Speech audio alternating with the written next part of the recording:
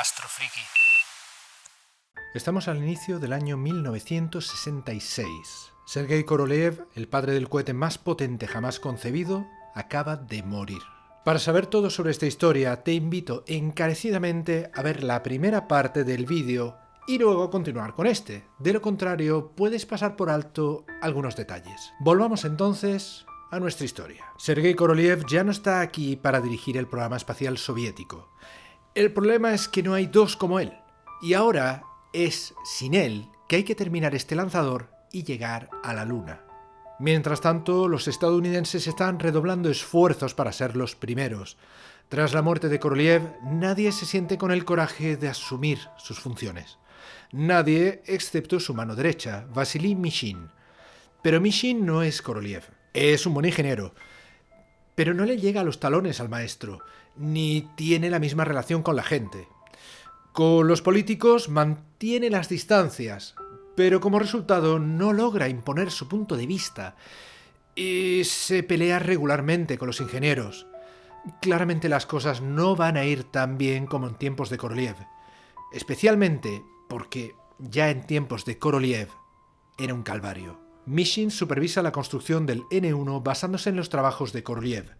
Este último había recibido el encargo del Kremlin de construir 16 N-1L3, 12 para vuelos de prueba. Solo en el 13º vuelo la nave debía llevar una tripulación hacia la Luna. Hablemos ahora un poco del conjunto N-1L3 y de su anatomía respectiva. En la parte inferior de la N-1 está el bloque A, la primera etapa, con sus 30 motores NK-15 de ciclo cerrado. Ya hemos visto que una etapa con 30 motores es una locura, pero aún no te he explicado hasta qué punto. Volvamos un momento a los motores F1 del Saturno V. Como dijimos antes, los estadounidenses tenían el pecunio e infraestructuras, así que añadieron a sus motores un sistema de cardan. Mira bien la imagen, las toberas se mueven. Este sistema equipa los 4 motores exteriores permitiendo orientar el empuje y por lo tanto dirigir la nave según un eje de cabeceo, de balanceo e incluso de guiñada. Es decir, si la nave se inclina un poco, el empuje de los motores se desvía ligeramente para corregirla. Y con una combinación de los 4 puede incluso girar sobre sí misma. Debido a la falta de tiempo y recursos del programa soviético, no era una opción instalar cárdanes en los 30 motores de la N-1. El sistema es demasiado complejo y costoso.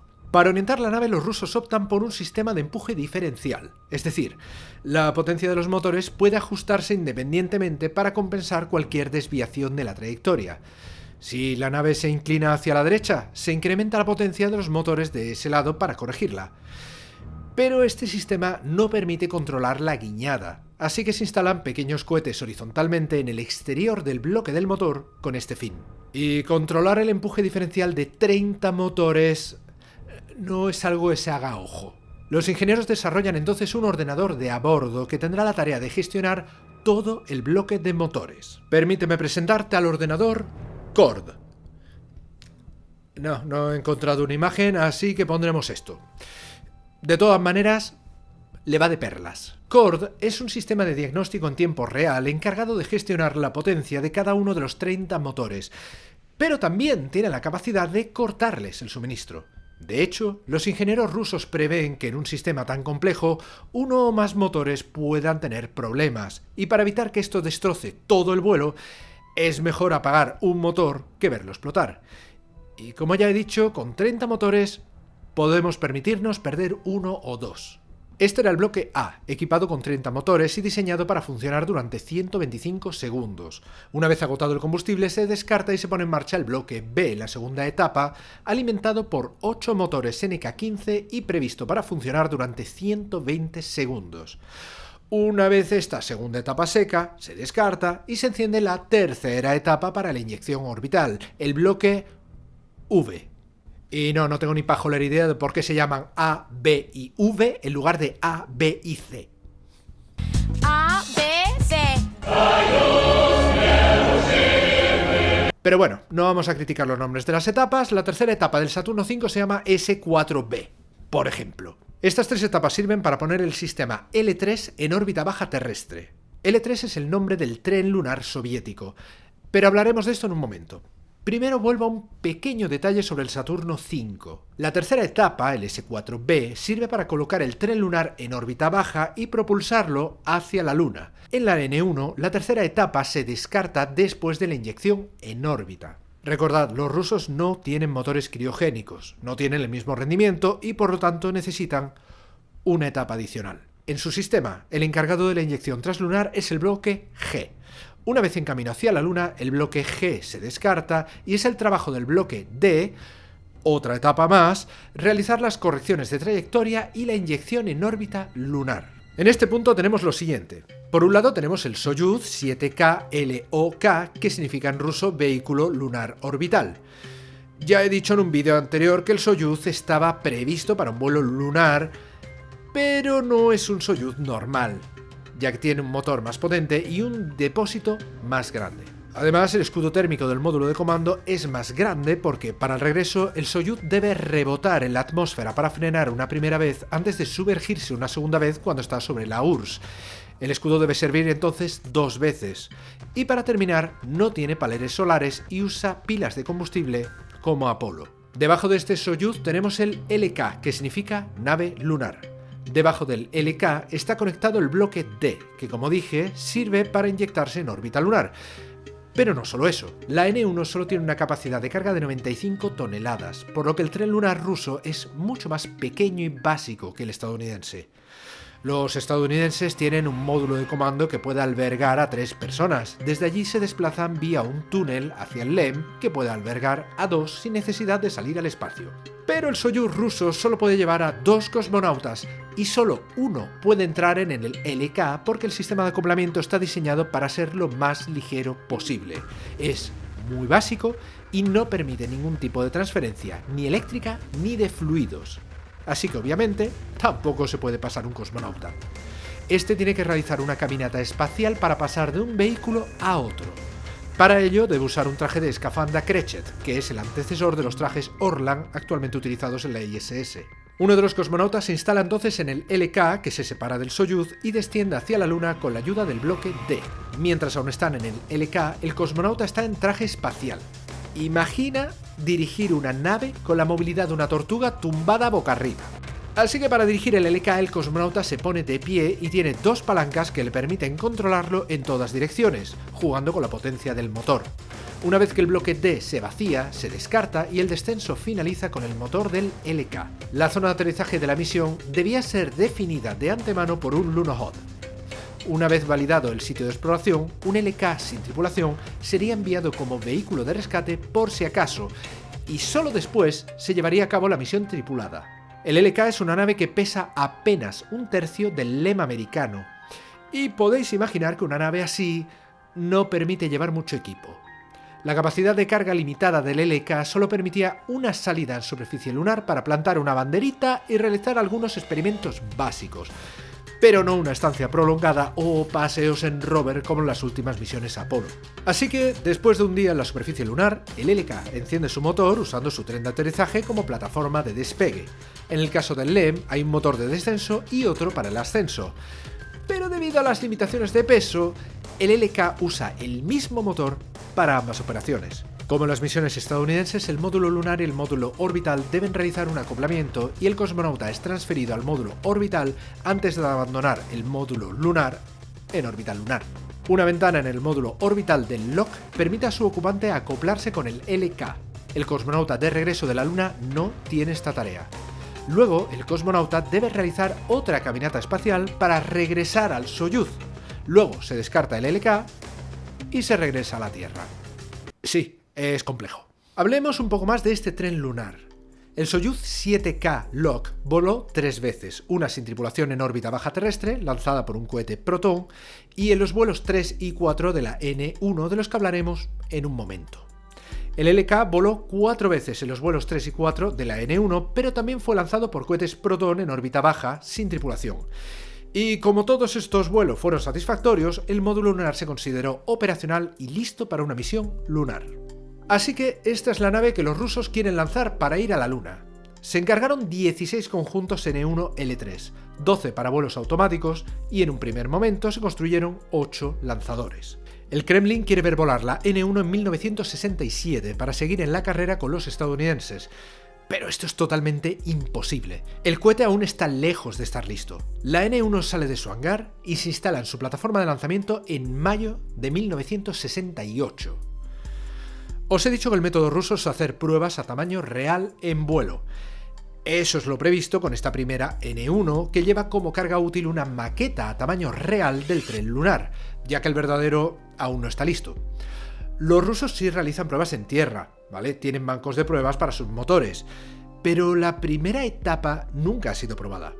La segunda etapa y sus 8 motores sí se instalaron en una plataforma de pruebas y se encendieron completamente, y en principio funcionan bien, lo mismo que la tercera. Pero para el bloque A, la gigantesca primera etapa, los soviéticos no tienen una plataforma de pruebas adecuada. Obviamente se hicieron pruebas, pero un solo motor cada vez. Y aquí también todo va bien. Pero un motor funcionando no es lo mismo que 30. Los preparativos continúan hasta febrero de 1969, mientras Apolo 8 ya ha realizado su vuelo circunlunar. En este punto, si la N-1 funciona, los rusos aún pueden ganar la carrera a la Luna. Pero la verdad es que todo el mundo se espera un fracaso. Pues sí, como ya he dicho, los rusos hacen pruebas a tamaño real. El primer lanzamiento es solo una prueba, y la nave está llena de sensores para saber qué va mal y poder repararlo después. El 21 de febrero de 1969, la primera nave N-1 se despega del suelo. Todo va según lo planeado durante el despegue. Unos pocos segundos después del despegue, una interferencia eléctrica envía una señal errónea desde CORD, ordenando que se detenga el motor número 12. CORD detiene entonces el motor opuesto, el 24, para equilibrar. Bueno, 2 motores menos no es un problema, se puede continuar. Pero a medida que la nave coge velocidad, las vibraciones de los 28 motores restantes arrancan 2 conductos, uno para medir la presión de queroseno en el motor 2 y el otro para regularla. Esta fuga envía queroseno caliente al bloque del motor, elevando la temperatura de los motores 3, 21, 22, 24 y 14. El fuego destruye el aislante de los cables de alimentación de los sensores de CORD, que deduce que hay irregularidades en las turbobombas. Esto es exactamente el tipo de cosa que puede destruir todo en cuestión de segundos, así que CORD ordena el apagado de esos motores. Y de todo el resto de la etapa. Y de las etapas superiores que ni siquiera están encendidas. Porque, patata. Estamos a T más 70 segundos. CORD ha detenido todos los motores. La N-1 planea. Su inercia la llevará hasta unos 30 kilómetros de altura antes de que caigan al desierto de Kazajistán a unos 15 kilómetros de la plataforma de lanzamiento. Pero antes la torre de escape se activa y es la maqueta del tren lunar la que se encuentra casi intacta 30 kilómetros más allá. El 19 y 20 de mayo, una comisión se reúne para identificar los problemas que causaron la pérdida del N-1. El problema que os he descrito justo antes es identificado y se planifican modificaciones. De todos modos, aún quedan 11 vuelos de prueba. El problema inherente al ordenador CORD es identificado, pero no es lo más fácil de reparar porque la informática rusa está gravemente atrasada. CORD es todo lo que hay, así que tienen que reprogramarlo lo mejor posible. Pero como a menudo en Rusia, la mejor manera de resolver un problema es considerarlo un accidente. Durante la reunión de esta comisión, uno de los ingenieros solicita que se prohíba a CORD apagar todos los motores antes de al menos 15 o 20 segundos de vuelo para preservar la estabilidad. Esta decisión se ratifica, pero como el tiempo apremia, la modificación solo se aplicará en la tercera N-1 para evitar que los motores se apaguen prematuramente como en el primer vuelo. Se instala un nuevo sistema de aislamiento que cubre todos los cables del sistema CORD. Están blindados para evitar interferencias y son inífugos para prevenir incendios. También se añade una serie de nuevos sensores en los motores para beneficiarse de cierta redundancia en el sistema y así evitar una señal errónea. Además, esto proporcionará más datos para CORD y los ingenieros en tierra. El 4 de julio, a las 2 de la mañana, la segunda N-1 se prepara para el lanzamiento, pero justo antes del despegue, la turbobomba que suministra oxígeno al motor 8 ingiere un escombro y explota. La N-1 despega, pero la explosión ha roto varias líneas de suministro en otros motores, lo que provoca un incendio. 10 segundos después del despegue, cuando la nave apenas ha alcanzado los 200 metros de altura, se ven escombros cayendo de la primera etapa. CORD recibe la señal de que las revoluciones de las turbobombas de los motores 7, 19, 20 y 21 están peligrosamente altas y apaga los motores. Todos los motores. Otra vez. Excepto el número 18 porque Kartoffel. El cohete ralentiza, parece quedarse estacionario un segundo y luego empieza a caer. La torre de escape se activa y la maqueta del L3 es arrancada del cohete. El motor 18, aún funcionando, hace que la nave se incline hacia un lado mientras cae como una piedra sobre la plataforma de lanzamiento. O mejor dicho, como una bomba. Una bomba cargada con 2.300 toneladas de combustible altamente inflamable que destruye todo con la potencia de 10.000 toneladas de TNT, es decir, la potencia de una pequeña bomba nuclear. Es una de las explosiones no nucleares más potentes registradas hasta hoy. La plataforma de lanzamiento queda devastada. La torre de servicio es demolida. Incluso las instalaciones subterráneas acaban destruidas. Se encontraron restos del cohete a más de 10 kilómetros a la redonda y el resplandor de la bola de fuego fue visible hasta 100 kilómetros del lugar del lanzamiento.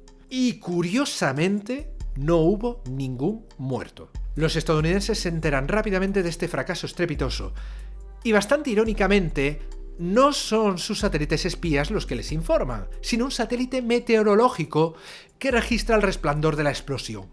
Solo después del lanzamiento de la cápsula del satélite Gambit, su recuperación y su revelado, Estados Unidos comprenderá el tamaño de la catástrofe. Las instalaciones de la N-1 están destruidas, los rusos están fuera de la carrera, y mientras los rusos recogen los restos de su programa lunar tripulado, apenas 12 días después, Apolo 11 despega para llevar a Armstrong, Aldrin y Collins en el viaje que otorgaría la victoria a los estadounidenses. Un escombro que entra en una turbobomba y una señal errónea. Eso es lo que tumba la segunda N-1, pero el programa no se cancela por ello. Los rusos se lanzan a la reconstrucción de la plataforma, lo que les llevará casi 2 años, y el 27 de junio de 1971, la tercera N-1 está lista para partir, esta vez con un verdadero tren lunar. El despegue va bien, las correcciones aplicadas a los motores y al ordenador de a bordo parecen dar frutos, pero rápidamente la nave desarrolla un problema de guiñada, es decir, empieza a girar cada vez más rápido, lo que pone a prueba su estructura. A los 51 segundos después del despegue, Cord pide el apagado de los 30 motores. El cohete se desintegra en el aire y cae en una lluvia de escombros en el desierto kazajo. El 23 de noviembre de 1972, la cuarta N-1 despega, también llevando un verdadero tren lunar, y todo va bien hasta 77 segundos después del despegue, alcanzando una altitud superior a la de los lanzamientos anteriores. A los 90 segundos, Cord apaga el bloque motor central como estaba previsto, pero a los 4 segundos ocurre una explosión en la parte trasera del bloque A y el cohete se desintegra solo 7 segundos antes del apagado previsto de la primera etapa. La quinta N-1 está preparada para ser lanzada en agosto de 1974. Kuznetsov ha creado nuevos motores, los NK-33, la crème de los motores de ciclo cerrado. Recuerda que te dije que los N-15 pasaban parte de su propelente por una turbina y luego los gases de combustión volvían a la cámara principal. Con los NK-33, Kuznetsov lleva el concepto aún más lejos, haciendo pasar todo el oxígeno por la turbina, y el oxígeno que sobra después de la combustión, llevado a temperaturas altísimas, se introduce en la cámara de combustión, donde aumenta aún más el rendimiento del motor. Pero el oxígeno a estas temperaturas ataca el acero en seco, y no se puede hacer funcionar un motor así más que unos segundos antes de que explote. Así que Kuznetsov decidió desarrollar un nuevo tipo de acero inoxidable especial para sus motores, un acero que ni siquiera los estadounidenses consideraban. Los motores, más potentes y fiables que los anteriores, se instalaron en la N-1.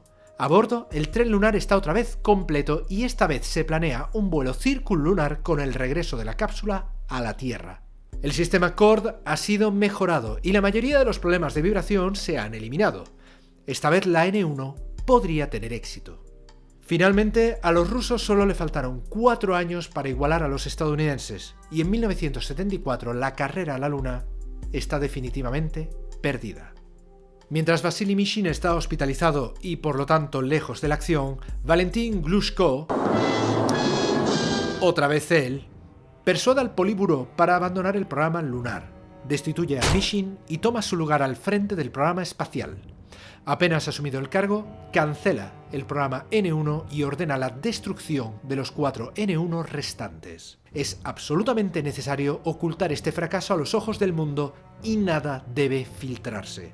Si excluimos a los servicios de inteligencia estadounidenses, nadie sabrá realmente nada hasta 1985 y la progresiva apertura de los archivos de la URSS. Los 4 últimos N1 que estaban listos para volar se desmantelan hasta el punto de que algunas piezas se usan como techo para porquerizas en los pueblos cercanos. En cuanto a Kuznetsov, se le ordenó enviar todos esos motores a la fundición para ser reciclados. Pero Kuznetsov había dedicado los últimos años de su vida a sus motores.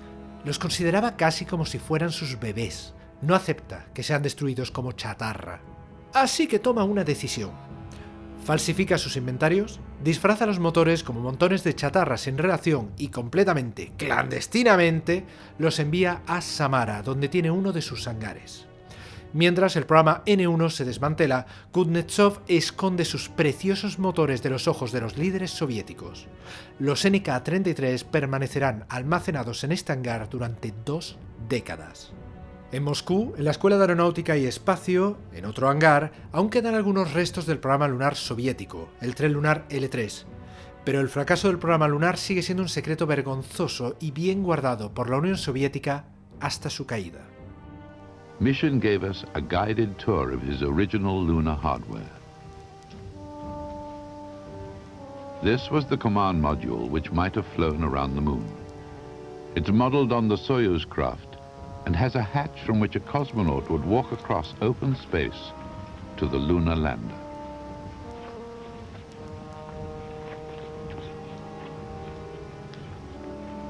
If the N1 rocket had worked, the legs of this lander might be resting where they belong, in moon dust. Лунное посадочное устройство состоит из 4 вот таких вот пят, которые, значит, вонзаются как бы в поверхность Луны, и вот этих вот амортизаторов, которые амортизируют удар, если такой будет, при посадке. Далее космонавт при помощи специального люка опускается на вот эту площадку и вот при помощи вот этой лестницы спускается на поверхность Луны. После пребывания на поверхности Луны космонавт вновь возвращается в лунную кабину. No one in the West has ever seen inside the Soviet lunar lander. So what secrets would it reveal? This was where the intrepid cosmonaut would stand, clutching 2 levers. It looked more like the inside of a steam train than a spaceship. Even allowing for the Spartan appearance of Soviet hardware, these systems looked surprisingly primitive. Entonces sucede algo extraño. A principios de los años 90, William Hoffman, director de Aerojet, la empresa estadounidense de motores de cohetes, recibe una oferta. Nikolai Kuznetsov, un ingeniero ruso, le propone venir a ver sus motores. Hoffman hace el viaje y cuando entra en el hangar, ve ante sí lo que llamará un bosque de motores. 60 NK-33 están almacenados allí, lejos de miradas indiscretas desde el final del programa N1. En ese momento Hoffman no sabe lo que contienen, solo sabe lo que Kuznetsov le ha dicho, que eran motores de ciclo cerrado con un rendimiento superior a cualquier cosa que pudiera imaginar. Hoffman saca su talonario de cheques. Los motores de Kuznetsov se preparan y se envían a los Estados Unidos a 1,1 millones de dólares la pieza. Pero en Estados Unidos el ciclo cerrado nunca se ha estudiado, así que la única manera de saber qué tienen esos motores es probarlos. El primer motor se envía a Sacramento en 1995 para montarlo en una plataforma de pruebas. Y no solo el motor cumple sus promesas, sino que una tecnología de 20 años está dando una lección de ingeniería a los mayores expertos estadounidenses en propulsión espacial. Con un rendimiento tan alto, el NK-33 es adoptado. Aerojet rediseña el motor y lo declina en dos versiones, el AJ26-58, diseñado para primeras etapas, y el AJ26-59, el mismo, pero con una tobera más grande, optimizado para llegar a las etapas superiores de la atmósfera en una etapa intermedia. Aún hoy, el AJ26 es el motor con el mejor rendimiento del mundo. Volvamos ahora un poco a Valentin Glushko.